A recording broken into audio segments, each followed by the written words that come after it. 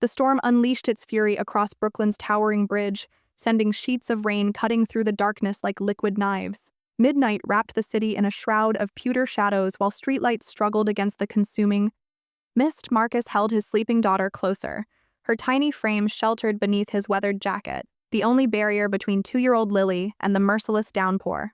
His soaked shirt clung to his body like ice. Each step forward was a battle against the screaming wind as he made his way home from another grueling shift. Another night barely keeping his head above water. That's when he spotted her.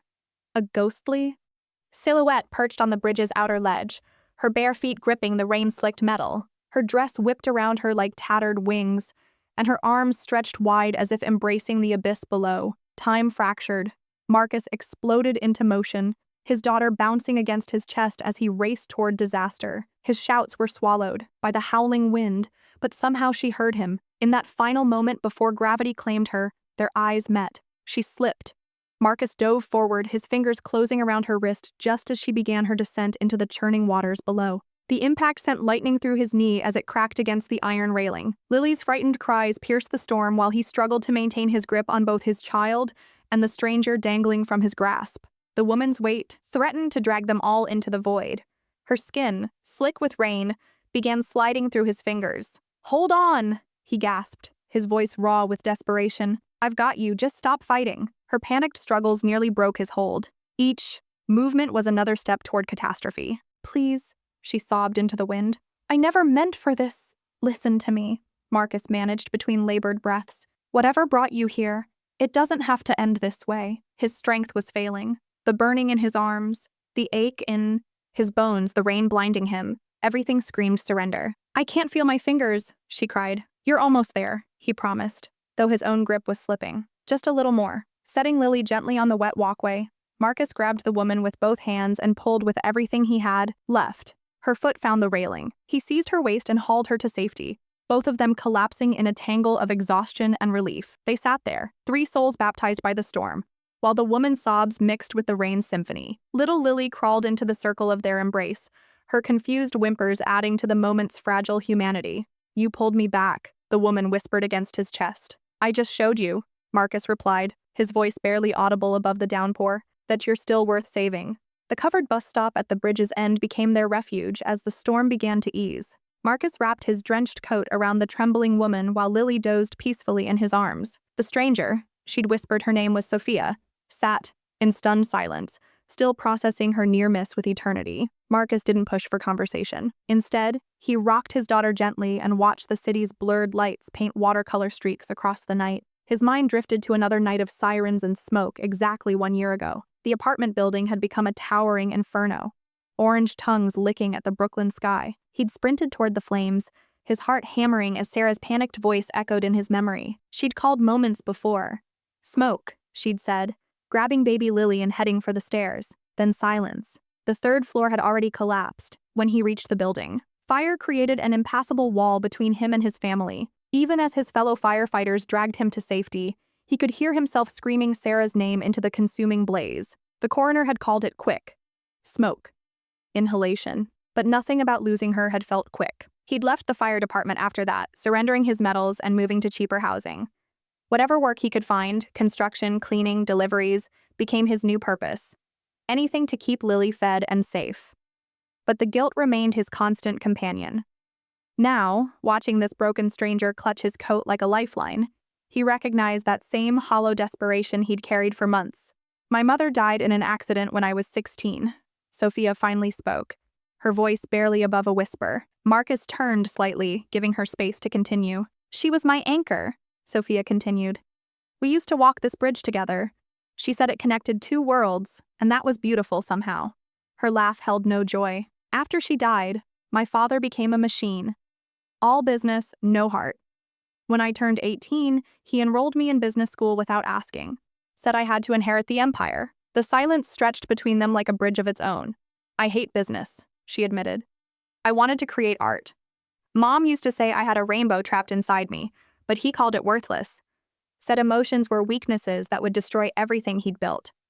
Her voice cracked. "Last month, he announced my engagement to Derek, his partner's son.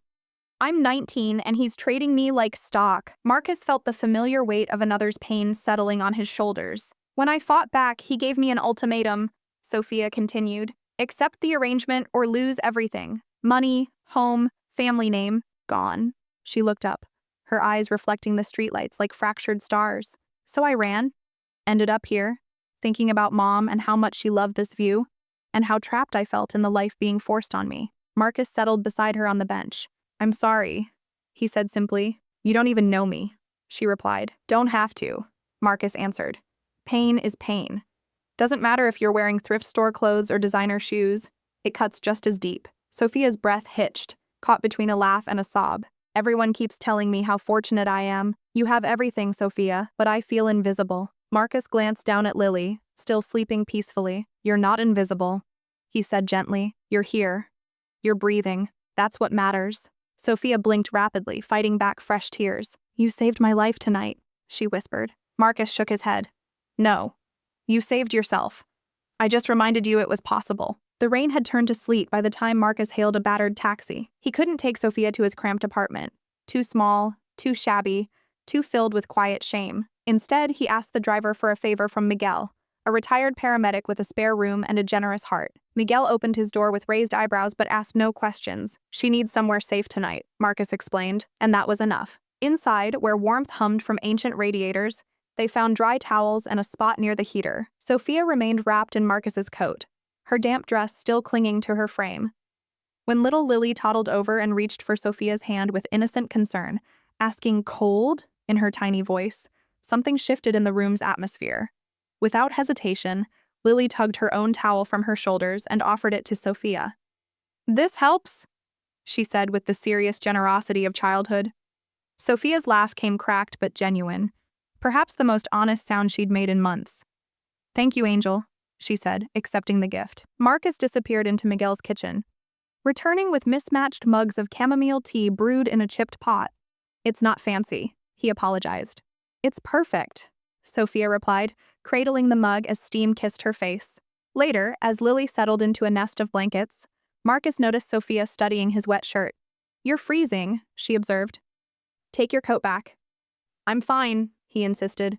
You need it more. It's your only coat, isn't it? His silence was answer enough. Why did you help me? Sophia asked, staring into her tea.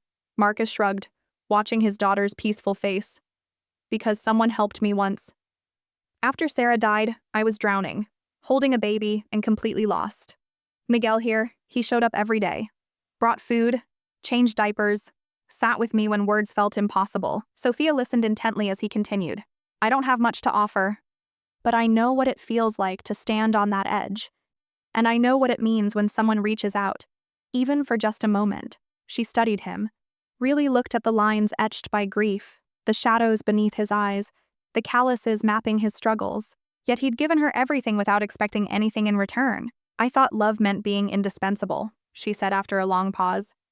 But my father only needs me when I'm useful, when I add value to his portfolio. Marcus shook his head gently.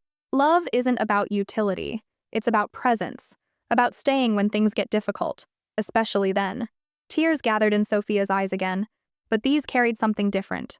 Gratitude, perhaps. Maybe even hope. She glanced at Lily, who was snoring softly. You two feel like the family I never really had, she whispered. Marcus didn't know how to respond to such honesty, so he simply nodded, feeling the weight of her words settle deep in his chest. For the first time in months, Sophia felt the warmth of something genuine. Not perfection or wealth or carefully constructed appearances, just quiet, selfless kindness in the middle of chaos. That night, she didn't dream of falling. She dreamed of rising. Dawn was painting the sky in watercolor pastels when Marcus stirred on Miguel's worn sofa. A dull ache pulsed behind his temples from the sleepless night. Lily, curled against him in her blanket cocoon, still slept soundly. The house was silent. He looked around the small room. Sophia was gone. Only a neatly folded towel remained on the coffee table, weighted down by the empty teacup and a piece of notebook paper. Thank you for refusing to let go, for showing me I still have value. I needed to remember what it felt like to be human. I'll be okay now. Marcus stared at the note until the words blurred. Something nameless tightened in his chest. He'd never learned her full name, never gotten contact information, She'd swept into his life like the storm itself and vanished like morning fog. For weeks, he wondered about her. Had she truly found her way back to safety, or had he merely postponed the inevitable? But time pressed forward, and so did he. Winter arrived with brutal efficiency. Work became scarce, forcing Marcus to take whatever shifts he could find, cleaning basements, patching walls, hauling freight in refrigerated warehouses. His hands bled regularly. His back ached constantly. But he persevered because of Lily. Always because of Lily. Then one frigid February afternoon, everything changed. It should have been routine, just another construction shift in downtown Brooklyn. Marcus was working on the second level of scaffolding, helping secure a steel beam when a corroded bolt failed. He barely had time to shout before the metal framework collapsed beneath him. The fall was brief but devastating. When consciousness returned, his world had turned white. Beeping monitors, the sharp scent of disinfectant, pain like molten metal spreading through his torso. A slight movement sent lightning through his ribs, warning him to remain still. The doctor said he had 4 fractured ribs, a broken wrist, and a concussion. He was fortunate to survive. Miguel had taken custody of Lily temporarily. Marcus drifted, in and out of medicated sleep for days, surrounded by sterile walls and anonymous voices, until one afternoon a familiar voice spoke his name. Marcus. He turned his head slowly toward the doorway. A woman stood there, tall, graceful, her golden hair arranged in a soft braid. She wore an elegant cream-colored coat and carried a bouquet of pale blue hydrangeas. Recognition came slowly, then all at once. His breath caught. Sophia? She smiled, nervous but radiant. Hello? He tried to sit up but winced immediately. I thought I'd never see you again. I know, she said softly, approaching the bed. I'm sorry I disappeared like that. I needed time, space. I wasn't ready then. Marcus watched her place the flowers in a bedside vase before settling carefully beside him. I've been quietly following the news, she explained. I saw your name in an online article about the accident. I came as soon as I could. Marcus blinked in confusion. How did you? Sophia took a breath. There's something I didn't tell you that night. My full name is Sophia Whitmore. My father is Harold Whitmore, the real estate mogul. Marcus blinked again, uncertain he'd heard correctly. Sophia nodded slowly. Yes, that Whitmore. The skyscraper Whitmore. The private jet, Forbes list. Absent father Whitmore. Marcus was speechless. I grew up in a world where image was everything, she continued. When I broke down, no one noticed until you did. You with nothing but a baby in your arms and the compassion to pull me back from the brink. She leaned closer, her voice steady. I never forgot that night, Marcus. Not for a second. You saved me. Now it's my turn. His throat felt tight. You don't owe me anything. I want to, she interrupted gently. Let me help. Let me be here. Marcus exhaled slowly, overwhelmed. Why me? Sophia smiled softly. Because when I had nothing left to give, you gave me everything. And because I've never felt more truly seen than I did that night in the rain. The room fell quiet. But this silence was full of memory and possibility. Something beautiful beginning again. For the first time since the accident, Marcus smiled. The days following Marcus's hospital release settled into a gentle rhythm of recovery. Short walks, quiet mornings, and the sweet scent of healing. Sophia visited often, always bringing warm smiles, groceries, or small gifts for Lily. Sometimes she arrived with art supplies. Other times, homemade soup made from recipes she'd coaxed from her childhood home's cook. But more than what she brought, it was how she remained, patient, present, never trying to fill comfortable silences. Lily adored her instantly. She climbed into Sophia's lap with picture books, begged to braid her golden hair, insisted she stay for dinner even when it was just reheated leftovers. Marcus watched it all with a cautiously hopeful heart. They took walks through the neighborhood. Park, Marcus moving carefully with his healing ribs while Sophia pushed Lily's stroller. Spring crept into the city. Soft light filtering through new leaves, hope floating on the warming air. One afternoon beneath a blooming cherry tree, Sophia asked, Do you ever think about fresh starts? Marcus looked down at his scarred hands. Every day. But it's challenging when you're still carrying so much of yesterday. She nodded knowingly. What would your version of starting over look like? He thought carefully. A backyard with real grass. Lily running barefoot. Maybe someone to share it with. Their eyes met briefly. Everything paused. Sophia looked away, smiling softly. That sounds like something worth building. Gradually, she began to see the intricate details of Marcus's world. How he bandaged Lily's scraped knees with infinite patience. How he reread her favorite bedtime story, no matter his exhaustion. How he tracked every dollar to keep them afloat.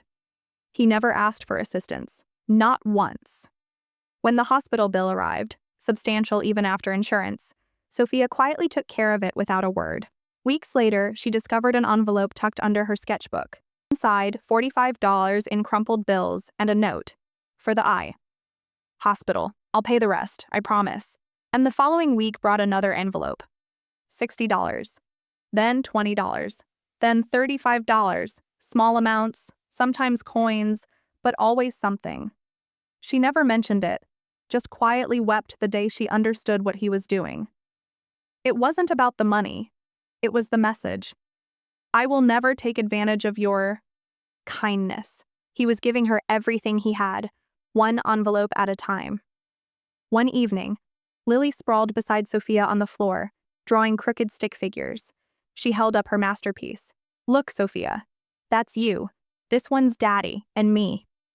Sophia smiled. What are we doing? Being a family, Lily chirped. You're my new mommy now, right? The room froze. Marcus looked up from the table, eyes wide. Sophia's breath caught, her eyes filling with tears. She reached out, gently stroking Lily's hair. That's the most beautiful thing anyone's ever said to me, she whispered. Lily hugged her and kept drawing. Sophia rose slowly, walking to the kitchen, her heart racing and hands trembling. Marcus followed. I didn't mean for that to happen, he said gently. She's just a child, Sophia replied, voice cracking. But Marcus, I've never felt more like myself than I do here. With her, with you. He stepped closer. Neither have I. They stood in the tiny kitchen, surrounded by mismatched dishes and the aroma of dinner. Yet something unspoken bloomed between them. Honest, real, transformative. For the first time since the bridge, Sophia didn't feel lost. She felt like she belonged. The story exploded on a Thursday morning. Heiress Sophia Whitmore found living with single father in Brooklyn. Headlines blazed across tabloids, gossip blogs, and social media platforms. Paparazzi swarmed Marcus and Lily's modest building. Camera flashes illuminated their windows. Voices shouted questions through the hallways like verbal daggers. Is this a genuine relationship, Miss Whitmore? Are you financing this man's lifestyle? Is this your rebellion against your father? Marcus pulled the curtains closed and locked the door. Sophia stood frozen in the kitchen, staring at her phone as her father's name flashed repeatedly on the screen. Then came the knock. She opened the door to find two sharply dressed men, her father's security team. You need to come with us. One said, Mr. Whitmore demands your immediate return. Marcus stepped forward. She's not property. The man ignored him. Miss Whitmore, if you refuse, Mr. Whitmore will be forced to pursue legal action. Sophia hesitated, then turned to Marcus, her eyes heavy with apology. I'll fix this, she whispered. I just need time. And then she was gone. Within hours, Marcus's reputation was systematically destroyed. Talk shows questioned his motives. Online articles cited unnamed sources claiming he had a pattern of targeting wealthy women. One blog falsely accused him of abandoning his post during the fire that killed his wife. Another suggested anger issues and questionable parenting. Every word was fabricated, but the damage was devastatingly real. Job opportunities evaporated. Contractors stopped returning calls. Neighbors whispered. Lily, confused by the sudden changes, asked repeatedly when Sophia was coming back. Marcus had no answer that would comfort a toddler. Meanwhile, Sophia found herself imprisoned in her father's penthouse, 25 floors above the city but feeling trapped beneath the earth. Her phone was confiscated, her internet access severed. Her father called it protection. Do you have any comprehension of what you've done to this family? Harold Whitmore raged, pacing across the marble floor. You've humiliated us. You've put yourself in danger. I'm not your possession, Sophia snapped. You don't control me. He slammed a crystal glass onto the counter. That man is exploiting you. You don't truly know him. I know his type. Poor, opportunistic. A man who'd let his child live in poverty if it meant garnering sympathy. "He's more of a father than you've ever been," she shouted. Her father's face turned to stone. "You're confined to quarters," he said coldly. Until further notice, Sophia's childhood room became her prison, locked from the outside. Her world shrank to four walls and a narrow window overlooking the city. But her spirit had been ignited, and it refused to be extinguished. 3 nights later, rain fell again across the city. At 3:17 a.m., a figure crept through the emergency stairwell of the Whitmore penthouse. Sophia, dressed in a hoodie and jeans, carrying only a backpack, slipped past security and disappeared into the night. Her hair was damp from the rain. Her heart pounded with adrenaline, but her resolve was unshakable. Marcus was dozing in his chair, Lily asleep in his lap, when he heard the gentle knock. He opened the door cautiously. There she stood, soaked, breathless, eyes bright with defiance. "Sophia," he whispered. "If you'll still have me," she said. "I'm here. And if I have to sacrifice everything I was given to live a genuine life, one with truth and love and freedom, I will." He stared at her, stunned. "I walked away from the money," she said. "From the family name, from the security. But I refuse to walk away from you." Marcus said nothing. He simply stepped aside. Sophia entered, dropped her bag, and without another word, wrapped her arms around him and Lily. The little girl stirred, mumbling sleepily, "You came back." Sophia kissed her forehead. "I did." And in that small, cluttered apartment, amid the chaos of the outside world, a different kind of storm finally settled. They were together again. Not wealthy, not secure, not certain, but authentic. And that was enough. The morning Sophia walked into her father's law office, she wore no designer clothing or expensive jewelry. Jeans, a black t-shirt, and no makeup. Her hair was pulled back, in a simple ponytail. The attorneys regarded her with stiff bewilderment. Harold Whitmore sat at the head of the conference table, his eyes narrowed. "I'm here to sign the documents," Sophia said calmly. "Which documents exactly?" her father asked, his tone arctic. "The papers," she replied. "To renounce the Whitmore? Trust, the inheritance, the family shares, all of it." The room fell silent. "I don't want your money," she said. "Or your name." Her father stood abruptly. "Don't be absurd. You're emotional, not thinking rationally." "I'm thinking more clearly than I ever have," Sophia interrupted, her voice steady. "I want a life I create with my own hands, not one built on control and conditions." He stared at her, chest rising and falling rapidly. "You walk out of this room," he said. "You walk away from everything." Sophia held his gaze. "No, Dad," she said softly. "I'm walking toward something real." She signed the papers and left. In the weeks that followed, Sophia found work at a tiny cafe in Williamsburg, learning to craft lattes, mop floors, and handle difficult customers with genuine warmth. She wore an apron instead of pearls, stood for hours on aching feet, and came home smelling of espresso and exhaustion. She had never been happier. Marcus worked construction part-time while caring for Lily. Together, they saved every penny and planned their dream. A small, cozy cafe near the bridge, a place with warm lighting, homemade pastries, and space for people to simply breathe. Sophia painted the walls herself while Marcus rebuilt the counters from reclaimed wood. Lily named the place Second Chances. It opened quietly with no fanfare, just neighbors, friends, and the aroma of cinnamon and hope.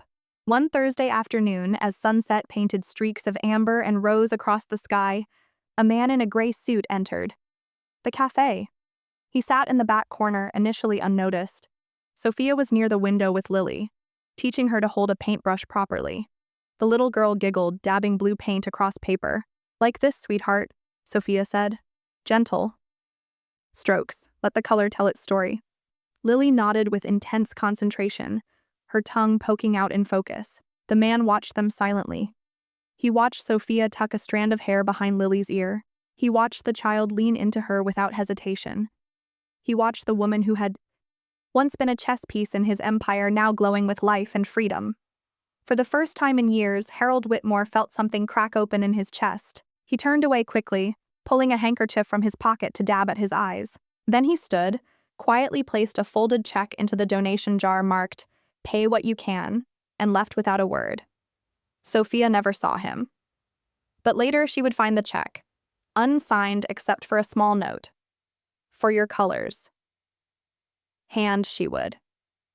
Cry, not because she needed the money, but because for the first time she knew her father had truly seen her. 1 year later, the cafe thrived in its renovated brownstone near Brooklyn Bridge. The hand-painted sign read, "Second Chances" in warm gold lettering. Inside, the air was filled with coffee's rich aroma and quiet conversation. On one wall hung black and white photographs. The bridge in rain, Marcus holding Lily under a street lamp, Sophia smiling through mist. But the cafe's soul wasn't coffee. It was the corner space where weekly support groups gathered, healing circles, quiet listening sessions. Sophia had started it herself. Word spread organically. People came seeking connection. Lily, now almost 4, darted between tables in a tiny apron, proudly asking customers, "Would you like coffee?" On a Thursday morning, Sophia sat on a wooden stool as a group of journalism students gathered around, phones recording. They had come to hear the story of the woman who almost jumped, and the cafe that followed. Sophia wrapped her hands around a steaming mug and began. "I stood on that bridge 1 year ago," she said. "I believed I had no choices left, that my life belonged to everyone except me." She glanced toward the window where the bridge was faintly visible through the glass. But then through the storm, a stranger appeared, soaked, holding his child, and he said something that changed everything. "Your life matters." She paused, letting the words settle. "And I chose to live." At the back of the room, a man in dark glasses sat alone. A white envelope lay on the table before him. Quietly, he stood, walked to the donation box, and slipped it inside. The envelope contained a substantial gift certificate to the Second Chances Foundation, signed simply, "Whitmore Family Foundation, Anonymous." When Sophia turned toward the door, he was gone. But the envelope remained, and she smiled. A quiet, forgiving smile. Weeks later, the bridge became a place of celebration. Marcus and Sophia were married beneath its steel beams, fairy lights glowing overhead like captured stars. Wildflowers lined the walkway, and a gentle breeze carried the scent of lavender. Marcus wore a simple black suit. Lily, in a flowing white dress, skipped down the makeshift aisle, clutching a small bouquet. Sophia followed barefoot in an elegant white gown, her hair loose over her shoulders. Their hands joined as the officiant said, "Here, where a life nearly ended, a new chapter begins." After the ceremony, guests filled the cafe with laughter, music, and heartfelt toasts. Later, a gray-haired man stepped inside quietly. He moved slowly, kindly, and handed Lily a small wrapped package. She opened it to find a children's book titled Second Chances, with her name inscribed inside. Sophia turned, her breath catching. "Dad." He nodded gently. "I thought legacy meant buildings and bank accounts," he said. "But it's what you've created here. This, that truly lasts." They stood in comfortable silence. "You don't need to become someone else to make me proud," he added softly. "You already have." No apology was necessary. Forgiveness had already found them both. That night, after the last guest had departed, Marcus and Sophia sat outside the cafe. The bridge's lights painted the skyline behind them in gold and silver. Sophia leaned into him.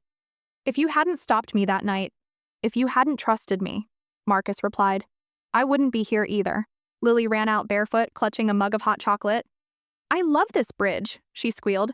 "I'm going to tell everyone it's the Bridge of Hope." They laughed and they believed her completely. Some places aren't just where things end. Some are where they begin. Brooklyn Bridge, once nearly the final chapter of a young woman's story, now stood as a symbol of second chances, unconditional love, and the courage to continue even through life's fiercest storms. If this story moved your heart, if it reminded you that even in our darkest moments, love can still find a way, then you too believe in second chances. We bring you authentic tales that heal, inspire, and remind us all of the beauty in human connection. Subscribe now to join a growing family of hearts that still believe in compassion, resilience, and the quiet power of hope. Click the notification bell so you never miss a story that just might transform your day or your life.